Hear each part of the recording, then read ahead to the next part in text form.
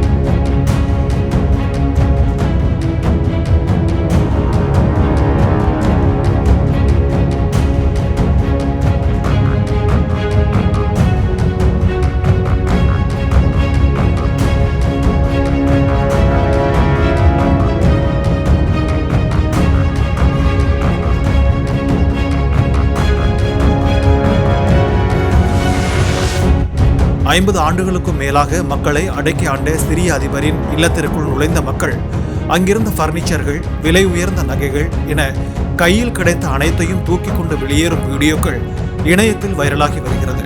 அதிலும் சிலர் அதிபர் மாளிகை வளாகத்தில் நிறுத்தி வைக்கப்பட்டிருந்த மெர்சிடிஸ் பென்ஸ், ஃபெராரிஸ், போர்ஷே, ஆடி மற்றும் கவச SUVக்கள் உள்ளிட்ட உயர்தர கார்களை எடுத்துச் செல்ல முடியுமா என்றும் முயன்று பார்த்தனர்.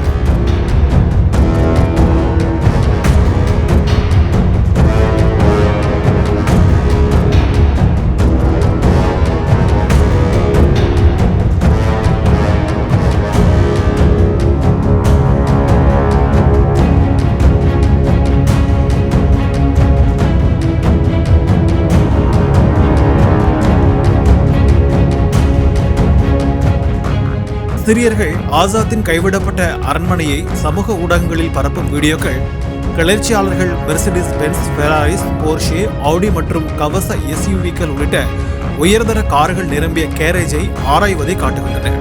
அடுத்ததாக ஆயுத கிடங்கிற்குள் நுழையும் போராட்டக்காரர்கள் அங்கிருந்து துப்பாக்கிகளை தூக்கிச் செல்லும் காட்சிகள், அதனை அங்கேயே ஆரவாரத்துடன் வெடித்து வெற்றியை கொண்டாடும் காட்சிகளும் இணையத்தில் வேகமாக பரவி வருகிறது.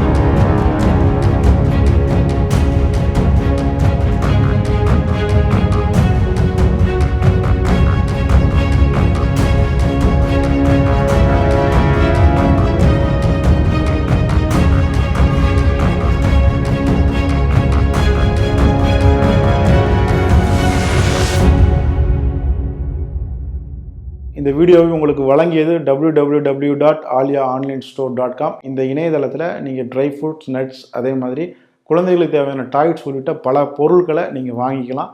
ஒரு தடவை இந்த இணையதளத்தை விசிட் பண்ணி பாருங்கள்.